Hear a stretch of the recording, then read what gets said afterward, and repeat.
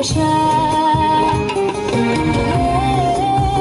رفتنی تو به دلم بار گرانی درد آورد، به دلم در گرمیم سر، غم تو مرا به این روزها آورد. روزی اول شدی از من، روزی دوم نه، روزی اول بودی از من، روزی دوم نه، روزی اول بهترین بود، روزی اول دلشین بود.